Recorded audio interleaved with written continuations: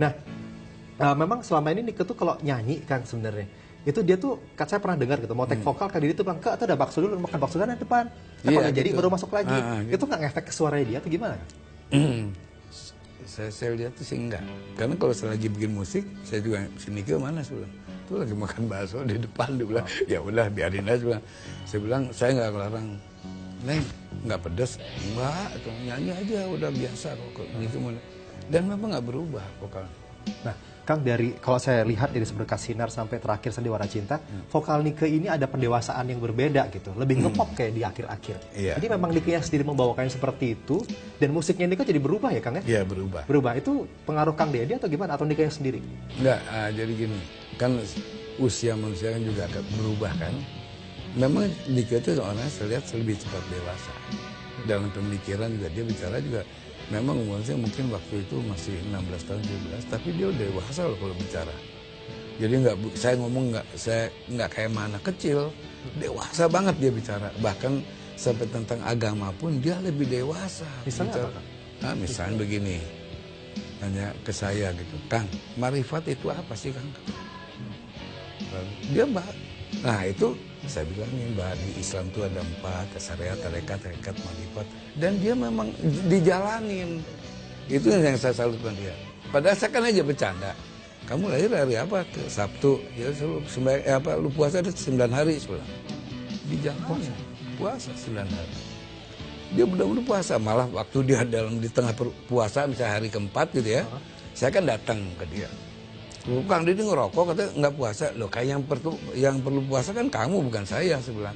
Saya kan hanya kasih tahu, sebelah. Ya udah kamu. Dan saya akuin kalau masalah ini ya, tentang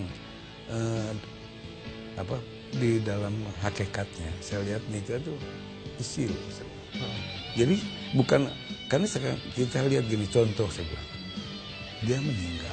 Artis juga banyak yang meninggal yang terkenal. Tetapi kenapa hanya Nike aja yang dikenal, yang dikenang maksudnya kan? Iya. Terus sekarang lihat makamnya. Setiap hari orang ada datang ke dia. Itu kan sesuatu maksudnya kelebihannya Nike yang tanpa dia inginkan, tetapi Tuhan lebih tahu tentang itu sebelah. Lihatnya sekarang saya, ya kan? Makamnya setiap hari. Saya selalu bilang, teman saya kiai-kiai banyak. Saya bilang, bisa nggak kayak dia? Hakikatnya belum tentu kita kayak dia. Kita jungkir balik sembahyang belum tentu karena hati kita kotor. Kalau saya tahu, karena Nike itu artis saya, tetapi saya tahu pas saat dia bersosialisasi atau sosialnya dia kepada orang. Saya pernah gini, teman saya punya, waktu itu anak buah saya butuh uang 1 juta. 700.000. Waktu itu ya, tahun 90-an ya? Bicara ke saya depan Nike, karena dia kan anak buah saya. Kang, boleh saya mau kasbon, Kang, ini rumah. Kasbon? Mau kasbon. Mau ini karena rumah kontrakan habis, katanya gini. Ya udah ntar aja, sebelah kan gitu, sebelah. Berapa? Kata Nike, 700. Ya, langsung dikasihkan sama Nike kan. 700. Saya kan tahu Nike hanya uang 1 juta, karena uangnya juga dari saya. Saya ambilin dari Ahok. Loh, kamu sisa 300, cukup, sebelah kan gitu. Nike mah perlu apa, Kang? Nggak perlu apa. Yang penting lebih penting dia daripada Nike. Saya mau segini cukup katanya. Nah, itulah yang susah ditiru sama, ya kan? Nah, terus lagi kalau saya datang ke rumahnya, terus anak-anak kecil yang meler gini-gini tuh. Iya kan memang SLB ya. Nike mendirikan SLB ya. Ya jujur aja, saya juga belum tuh berani kalau nyium dia. Nike apa yang dilakukan Nike? Mana kalau dirangkul diciumin.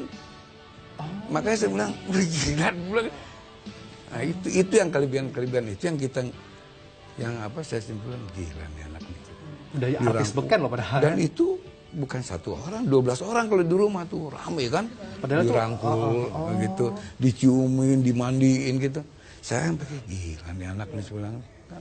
Itu ya. Ya maksudnya nggak ada jijiknya gitu katanya kan gitu. Kang, ternyata yang nonton kita banyak sekali sekarang dan yang masuk ke internet banyak sekali di ajang forum juga. Kita coba lihat ya, ternyata ini di luar dugaan nih, Kang. Kita lihat ada yang mau masuk di forum juga selain Twitter. Memang kita coba saring beberapa ini ya.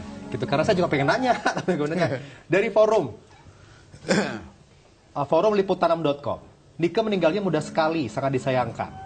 Setelah Nike meninggal, mencari penggantinya dan segala macam. Kelebihan apa yang dimiliki Nike sehingga akhirnya pupus sama kayak yang tadi ya sebenarnya. Apa kelebihan Nike, Kang? Selain yang tadi mungkin karena hakikat ada isinya gitu. Iya, ya itulah kelebihan Nike ya. Jadi gini, kan banyak juga artis-artis yang pengen saya orbitin, pendatang baru lah gitu. Kadang-kadang kalau dia udah bicara tentang Nike, saya malah jadi kendor. Dia Iya. ngomong tentang Nike gitu. Hah? Si orang ini ngomong tentang Nike. Nah misalnya gini, Om saya tuh pengen saya nih fansnya Nike, malah saya jadi ya percuma kalau saya mau orbitin kayak gimana, sedangkan kamu sendiri udah ngefans ke Nike. Kalau kamu nyanyi dengan gaya Nike, kamu pasti nggak ada apa-apanya. Dan orang akan melihat tetap kepada Nike aja, bukan ke kamu, kan kasihan. Boleh kita masuk di liputan.com. Kang Deddy, Teknika pernah nolak pilih-pilih nyanyiin lagu yang diciptain Kang Deddy nggak? Saya nggak suka lagu ini, nggak mau gitu, ogah gitu.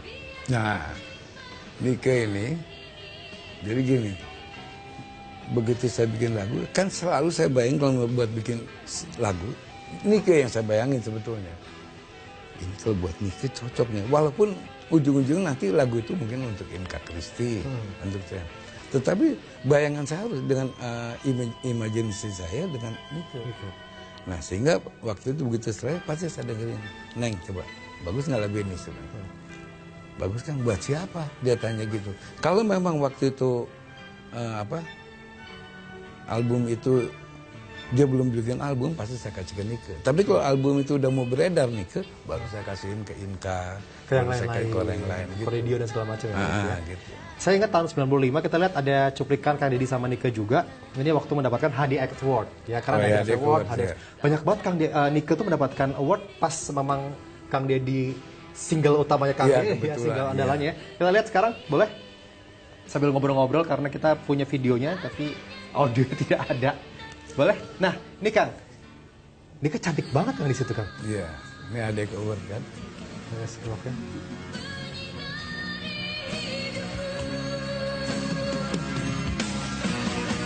Ini style yang secantik itu semua orang liatin dong Kang. Iya. Itu gimana Kang? Itu biar kecil berlalu ya. Kalau saya koreksi kalau saya salah Kang Deddy. Kalau nggak salah nominasi terakhir ini kan kayak the best of the bestnya tuh ada Chrisye, Iwan Fals. Waktu itu saya ingat ya, Chrisye, Iwan Fals, dan kalau dangdutnya Evi Tamala. Oh, karena memang dicampur jadi satu semua kategori. Empat. Jadi di dalam 4 kategori ini siapa yang juaranya kan itu. Chrisye, which is kita tahu lagi di Indonesia, Iwan Fals kita tahu juga ya. And then Nika Ardila dengan umur yang paling muda di antara kategori yang lain. Nika sudah merasa kayaknya gue menang lagi nih Kang Deddy atau gimana tuh? Oh enggak, karena waktu itu saya malah berpikir waktu itu Chrisye yang menang. Kang Deddy juga masih merasa Chrisye yang menang waktu itu. Karena saya bilang kan Nika sebelah saya. Yang penting mana yang sebelah. Yang penting waktu itu udah masuk kategori udah alhamdulillah saya bilang gitu. Karena Niko udah bertahun udah 4 tahun waktu itu kan, udah 4 album. Iya. Jadi wajar. Banyak menangnya ya Niko ya. Jadi wajar lah ini kasihin ke orang. Iya Kak, iya Kang. Merendah ya. Nah, ya nggak apa, iya Kang gitu. Nah, waktu itu begitu Niko dinobatkan sebagai HDX Award sebagai golden ya. Iya golden. Saya sendiri kaget. Gila, dapat lagi. Kan dapat emas kan waktu itu kan. Nah, waktu nikah kata, memang saya tahu ada ya Chrisye kan pernah ngomong kan di koran bahwa itu nggak fair lah dalam hal ini. Penjuriannya tidak fair, penjuriannya nggak fair. Itu ya. Nah, saya pikir ya udahlah, karena kan itu kan satu perusahaan antara Chrisye dengan Musika kan. Saya juga bilang aja ke bosnya Musika, ya itu sih sah-sah aja lah. Namanya juga prestasi ya begitulah sebenarnya. Tetapi gue jujur sebenarnya gue pikir malah Chrisye yang dapat segitu waktu itu. Nikinya sendiri apa pendapatnya waktu mengalahkan Chrisye, Iwan Fals gitu? Enggak ada apa aja. Ya Nike suaranya kan lurus aja dia. Saya pernah baca artikel Kang Deddy waktu kemenangan Nike itu ya. Nike kan speech-nya cuma terima kasih. Udah gitu ya. Pas turun dari panggung dikeroyok sama wartawan. Ke si Chrisye protes gitu. Katanya ini karena kuantitatif, tidak kualitatif. Menurut kamu apa? Bodoh. Segitunya Kang.